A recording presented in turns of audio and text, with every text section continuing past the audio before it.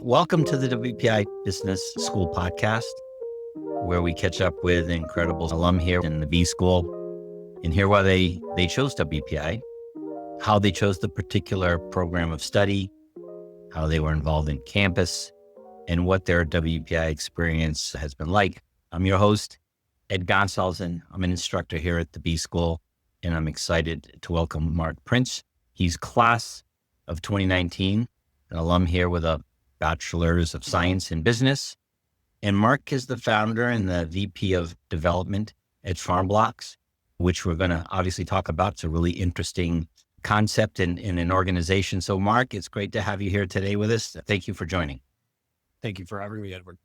So we can start off here just to get some background about who you are. And we'll talk about the WPI experience a bit later, but maybe you can share with the audience a little bit of how you got into WPI. So what's the backstory? So basically all through high school, worked on various startup projects in the agricultural scene, growing a lot of our own products, essentially, and then packaging to higher value, like pestos and things like that, selling to friends and family. So already got the entrepreneurial bug there. And then really ended up at WPI because at that time I was specifically interested in a combination of entrepreneurship, sustainability, and aerospace engineering. And so really my interest is actually designing spacecraft for long-term voyages and the food systems necessary for doing so. Though we were going to eat like oatmeal packets, essentially, for multiple years, traveling to, say, Mars, etc. And that's really what brought me to WPI in terms of programs as well as culture.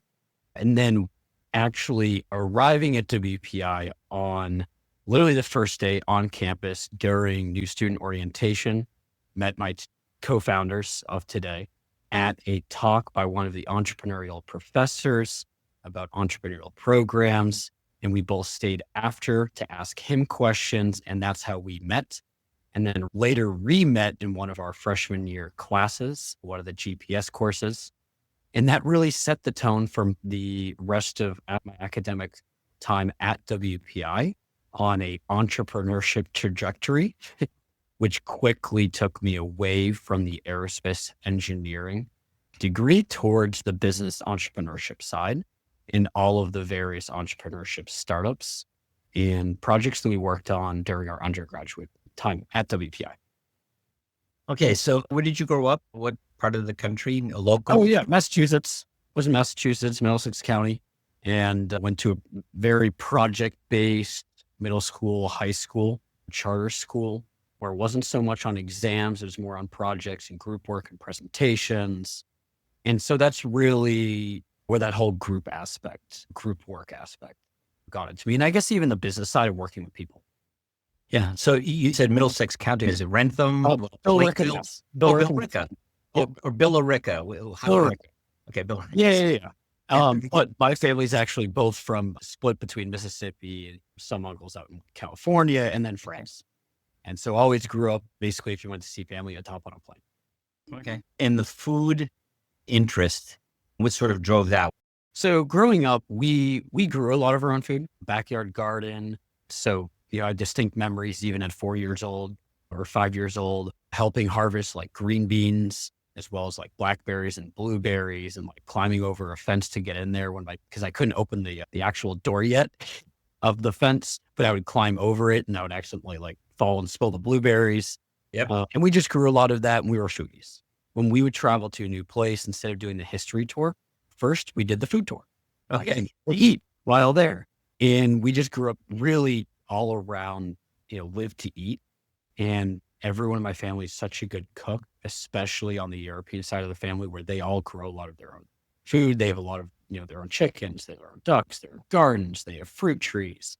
And so I think that's really where that bug came from, and the interest in food. First consuming, and then later learning more about the food industry of today and how I might be able to partake. Okay. So you mentioned the European influence. So were your parents or grandparents immigrants from Europe at all, or no?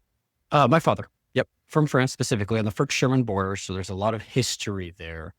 with my grandparents being there young during World War II, Yep. and having older siblings who were, because both my grandparents were doctors, and they had older siblings at the time who were practicing medicine during the actual time of everything going on. And so you drive around with them and they would just point at a hill and they're like, hey, that's not a real hill. That's the rubble from the old town.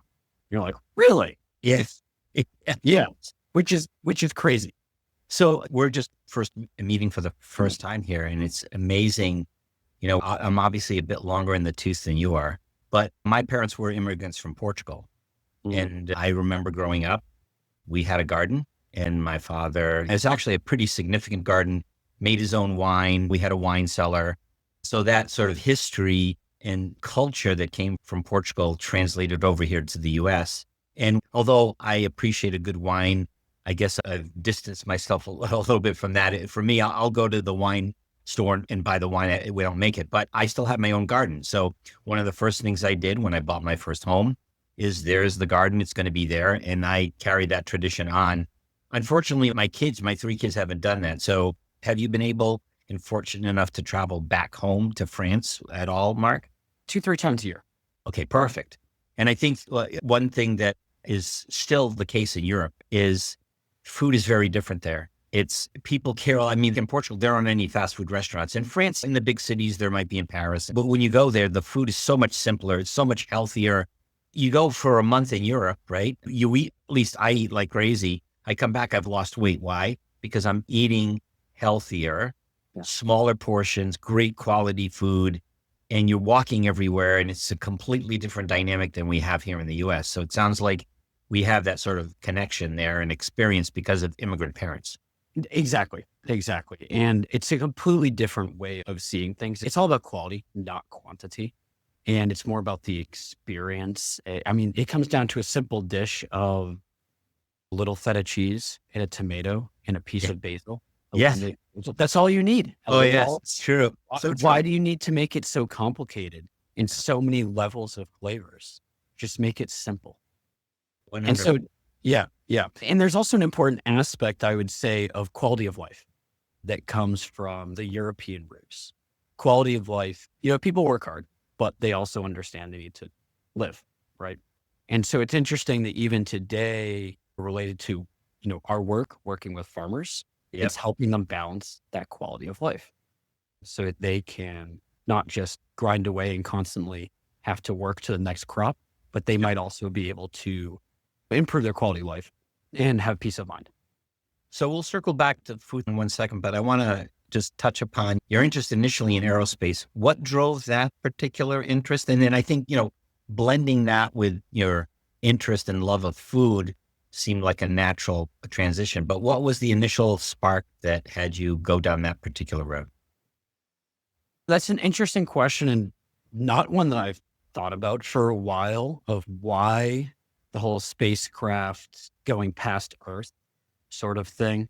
I guess I don't necessarily have a great answer of how it came to, just that I was really interested in food production in a sustainable setting. And what better case is there than being in a closed ship, trying to go for years on end? And how do you create a fully operable, sustainable loop there of nutrients, food, etc., to be able to maintain itself for several years, let alone be able to travel to very remote places beyond just Earth.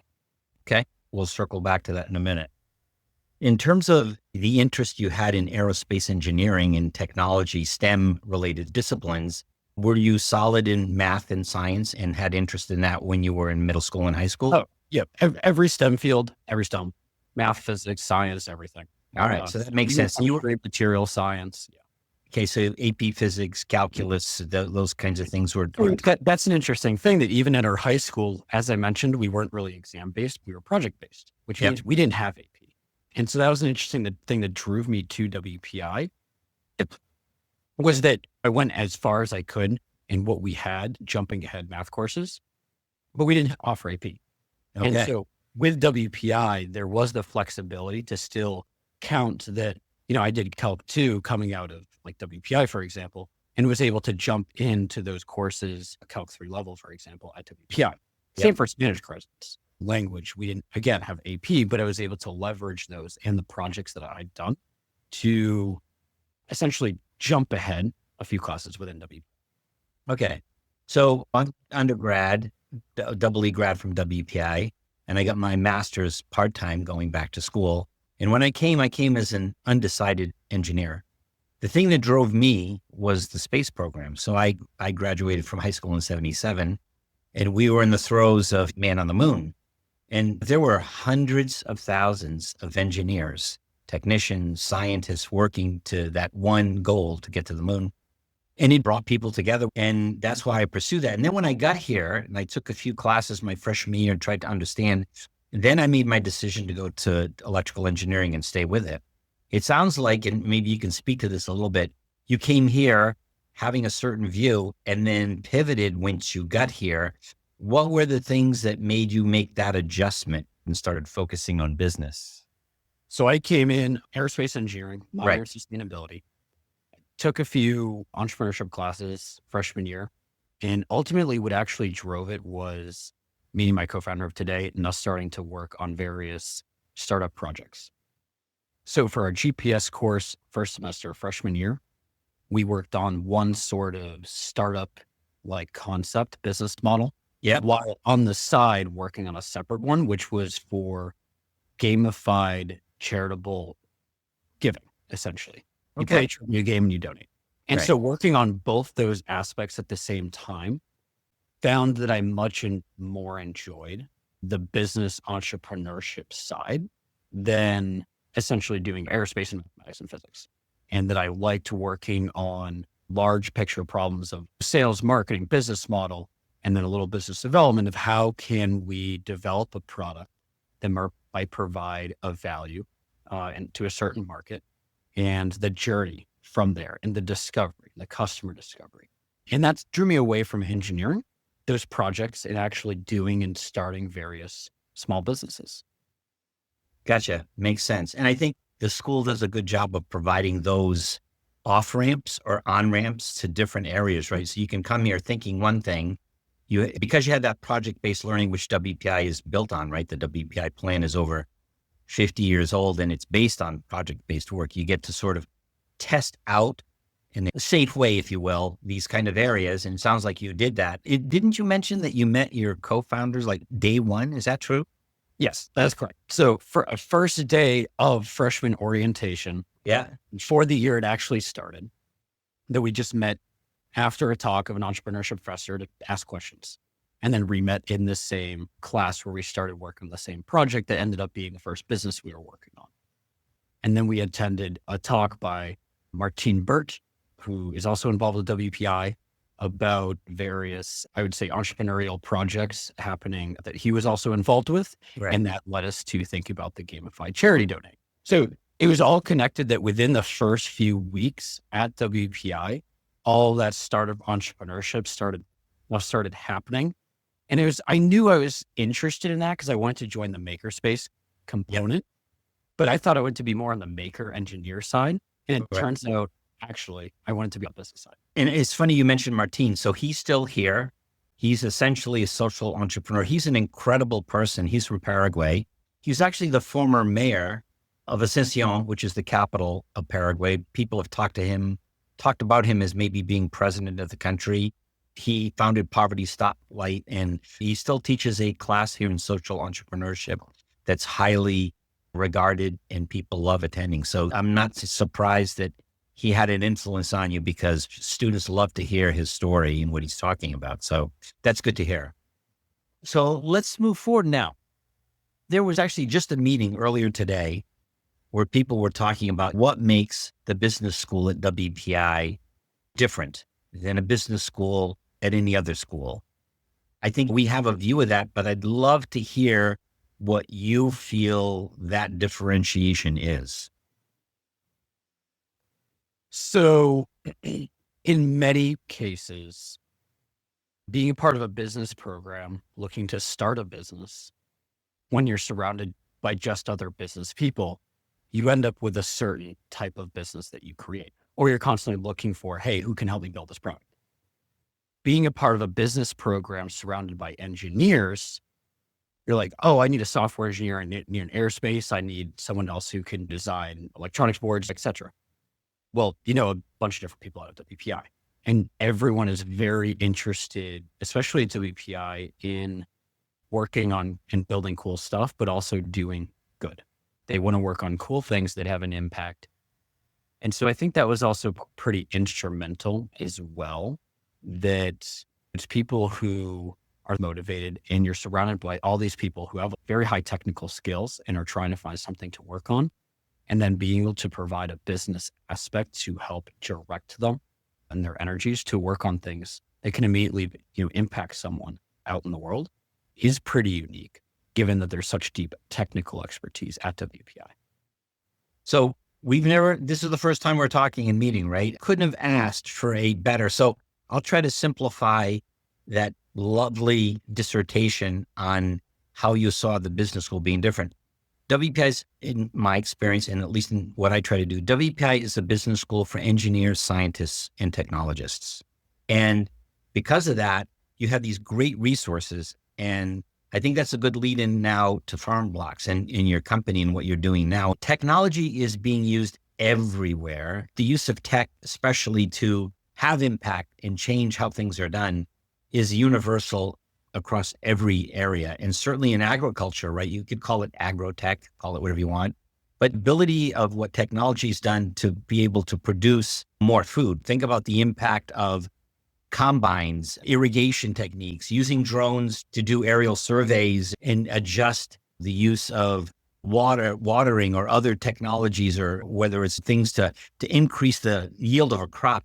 Technology has always been there, but perhaps you could describe a little bit more how at your company, what you're doing in the implementation of technology that might be different than what's happened in the past, let's say 50 years or so. Sure. So in a basic sense, we're providing producers tools, sensors, and control devices in a platform format for easily creating their own monitoring farm automation system. And so what that gets them is that they can easily determine if they need to irrigate, if they have leaks, what's the weather, control their irrigation system, so that they are most efficient with their resources, water, fertilizer, and improving yield, while also being as productive as possible with the time they have. In most cases right now, everything is done manually. They need to go out there, manually check, okay, do I need to irrigate? They turn on their irrigation system, then they have to wait around. They manually turn it off. Otherwise, they don't know. They don't know what's happening. And so it's very manual intensive. And what we're dealing with today is a substantial labor shortage in the United States and globally for farmers, let alone stresses of drought, Right.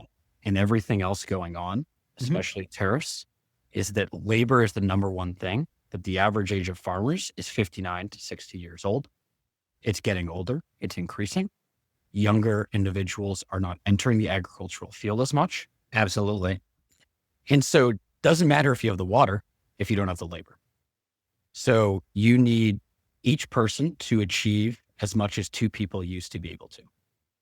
And a lot of that savings is from manual activities of walking around, checking if they need to irrigate, turning on irrigation systems, seeing how much fertilizer they have left. Yeah, what's the weather? It's very simple problems that, compared to today of going to different planets and spaceships or AI, seem basic, but it's actually so important for them that, in their fertilizer tanks across their orchards, which might cover tens to hundreds of thousands of acres, they don't even know how much fertilizer they have left or if someone's stealing it.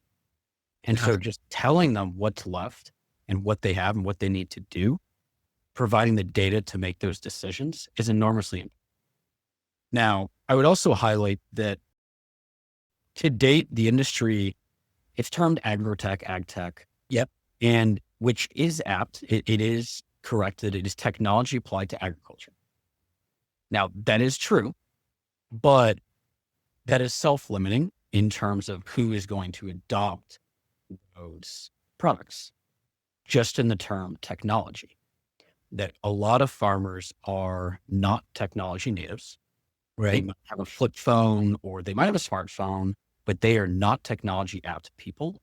And so even just using the word technology, you are limiting yourself to perhaps even just 30%, if even 20% of all farmers out there. So for us, we're more so positioned as simple tools that producers can use to monitor and automate. So control their pumps and track what's happening with sensors from their phone or computer. And so it's self-installed. It's all simple, plug and play, tap your phone. Nothing is complex that requires software development skills or extensive computer knowledge at Right. all, because that's what those systems are today. And so the systems out there, they have to have a service engineer go install it for someone. And then that farm, if they even know how to use the system to begin with, they might have to have a more tech leading person on their team to be able to use those tools. Yep. And so it's limiting on the industry just because it is targeted as agricultural technology. When at the end of the day, technology is just a tool. It needs to be easy used, simple, and provide a value. And so for focusing on simple and the easy to use is critical for adoption in the agricultural space. So what is your business model then? It sounds like you described this sort of holistic system that's got these sensors and pumps and actuators and things that deliver or monitor water, fertilizer, other sort of inputs into the system, right? Maybe there's moisture sensors that are whatever. So how do you monetize that particular offering that you're giving the industry? Certainly. So I guess I would start with the overview architecture of how the system works to then answer that question. That we have sensors that plug into what we call a monitor box to data logger that collects the data. Yep. Provides battery power, transmits it wirelessly. That is sent over several miles of radio frequency to a base station gateway, Yep. which collects that from up to several thousands of devices, monitor devices out on a farm field. Yep. And that sends it to the cloud, whether it's Ethernet or cellular.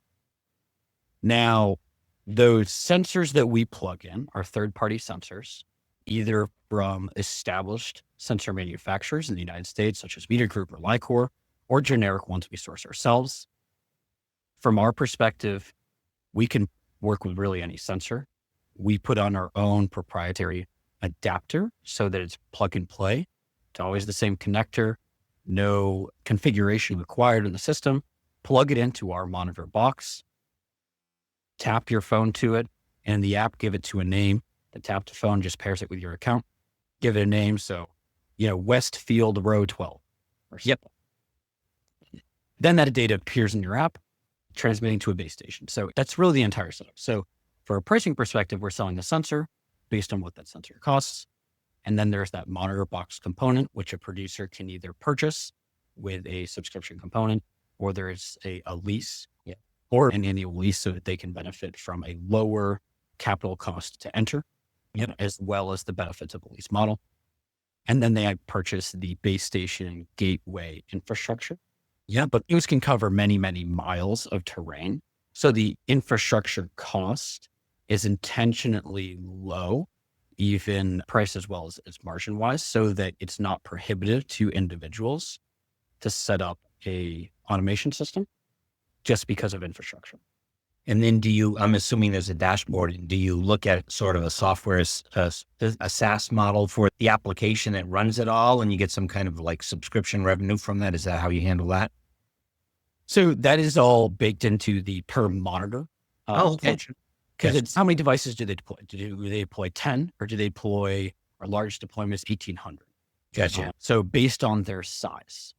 And then because it's a software platform and it's all about data, well, based on how you want to massage that data and different automation schemas you want to provide in the future, or plugging in AI tools, you can provide software specific products as well on more of a SaaS subscription model. Okay. And even open it up as an ecosystem to work with other partners who provide special models for the optimal irrigation for pecans in XYZ slope. Okay. They develop that model. Farmer Joe or Sandy wants to click the button and activate that model. Well, perfect. Maybe do a little share there. Or what's the optimal adjustment for your pumps irrigation wise to avoid peak demand charges from the grid and potentially be compensated by the grid to use less money during certain hours. Exactly. And so a system like that has the intelligence to allow you to play around and minimize the input cost, right? Water is an input cost. People will think water's cheap, but it's actually not. I know that there's a lot of almond and pecan farmers in California, and I think their water costs, because of how California is built, are very significant inputs into the cost of their product. So if they can look at that carefully and take advantage of minimizing that input into the system, and then take advantage of off our electricity costs, because you don't get water without pumps, right? And electricity. So that's an interesting element of this. And I'm sure you use that to sell the benefit of making that kind of an investment. That is correct. It's all the same data. Now, how you leverage that data, you could do different things with it. Everyone talks about AI these days, but AI is only important if you have data to begin with, to do something with. The issue in agriculture is that that data doesn't exist. Diverse data sets. And so first you have to aggregate that data, which doesn't just include like, oh, what's the weather and what's happening soil-wise. You need to understand everything because a farm is diverse. You need to know the soil. You need to know what's going on water. How much fertilizer do they have? Is there theft? Evapotranspiration rates, controlling pumps, power usage over time. And yes, there's so much to understand so that you can then begin to start to massage the data in terms of a ML or AI model to do various things with. And the other thing I want to touch upon is, as you highlighted, the water concerns in California, not just about the cost of water. It's that certain water districts are so restricted by water that producers are being required by law to reduce their acreage and hence, reduce their water usage, which basically linearly correlates to, all right, well, now I need to cut down a third of the orchard to use a third less water. Well, if you're more efficient through automation technologies and massaging, again, the AI for optimized irrigation processes, well, you might be able to achieve those same reductions in water usage while maintaining your same acreage and same yields. Yeah, there's a lot of moving parts with something like that. And actually, sounds like your system and your solution provides all of the inputs, and now you can look at them and maybe do something to improve the efficiency. I mean, it's about efficiency, right? And productivity. So that's essentially what you're delivering. So let me circle to WPI in your time at the business school. How did the coursework, the experiences, the project work that you had at WPI factor into preparing you for this journey now with Farmblox? All of the projects, treat them as a mini startup so that it's trial, right? Trial and error. You go through the motions to get used to that thinking. And especially through the I-Core program, can't recommend that enough. Especially the component of customer discovery. Go talk to customers. The biggest thing that especially will happen with engineers, and given the WPI Business School, there are a lot of engineers at the WPI that, again, they want to build something, but at a certain point, you need to talk to people because you'll find random things you would never anticipate. Like one of the things we discovered in developing the data logger monitor box is that it turns out in winter, when there's a bunch of snow and you have a bright sunlight, the button that you press to join in the monitor and get feedback from it. Well, if it's bright sunlight reflecting off snow, you can't see a button flashing. Yeah. And so it's things you would never expect. And, oh, wait, by the way, farmers, their fingers are probably 2 or 3 times the diameter of yours, and they can't hold tiny nuts and bolts. You would never know that from just developing in a lab. So getting out there and actually talking to people and put it in their hands before it's even ready. It can literally be the box that doesn't work, just so they can feel it and just see how they hold it and what they do and how they talk about it is really, really important.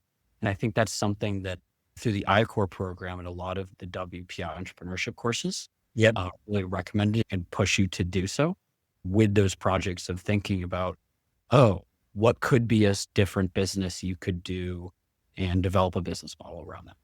Yeah, I have graduated almost 40 years before you did. And interestingly enough, I found the same kinds of things. And I was lucky my first job out of TI as a design engineer. What I found was that when you went in the field, and so I was designing products and you design them in this sort of these four walls but when you go out there and my products were automotive sensors. So these things would go under hood. And then when you go out to Detroit back in the day when they made a lot of cars, and you'd go to these test tracks and these test facilities, and then you saw what really happened. There's no way you can experience that.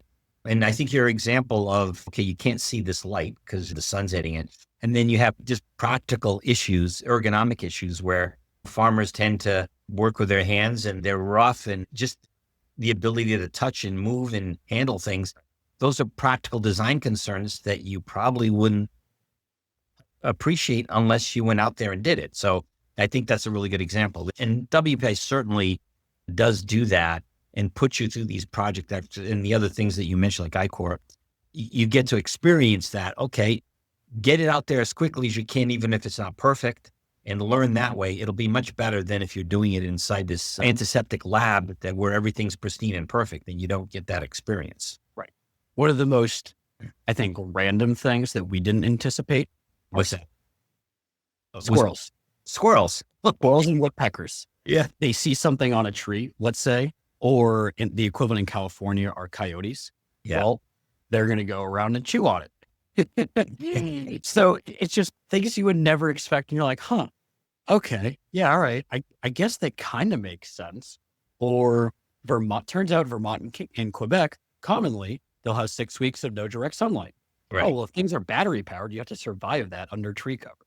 But it's things you wouldn't find out unless you actually put them out there and you talk to people. And so that really leads to important design considerations. For sure. Yeah. For sure. Before you're ready. Just put it out there. What's the old adage? It's ready, fire, aim, right? You're better off in getting that out there and testing it and then trying to hit that perfect target, because it's almost impossible. You're not going to be able to do that. I think WPI is a school on the engineering side, and I think on the B school side, you'll learn that, right? You're better off. Now, you can't bring something out to market that's half baked. It needs to be reasonably baked so that you can get some good feedback. And it sounds like that's what you've been able to do. Just to wrap up, are there any closing comments or things that you want to share with the audience about your experience at WPI, specifically in the B school? I would just, as much as possible, connect with other people and that are also entrepreneurial or focused on trying to innovate and develop new devices, and just try it out. Try as many different business ideas as possible. I mean, heck, we went through half a dozen before we are today. Yeah. And so if one fails, oh, well, move on to the next. What did you learn? Focus on what you learned, what you got out of it, and less about digging a hole in the sand. Be more focused on what you learn. And that's, I think the other interesting aspect too, is that if you start a company, even if it fails, if you generated some revenue, got some customer traction, etc., even if it fails, well, you're pretty well lined up from a career perspective to then jump into another startup or even larger business, because they're like, oh, you tried. And you do so many different things. You wear so many different hats that it's not as risky from a career perspective, I'd say. The business is always risky, of course, but from a career perspective, because of all the experience you gained, everything you learned, that sets you up far and ahead of just jumping into a role where you're only doing one specific thing at a large 100,000 person company. Yep. And you're actually well set up to then jump into higher management roles or higher engineer roles, depending on what you want, because of that unique experience. Yeah, agreed. Well, thank you, Marc, for your time today. Really appreciate it. Thank you. And thanks to our listeners. I hope you all enjoyed this episode. Don't forget to like, subscribe, and share. And you might consider a WPI B School program, and that could be your next step on the learning journey. So until next time, remember, STEM plus business equals impact.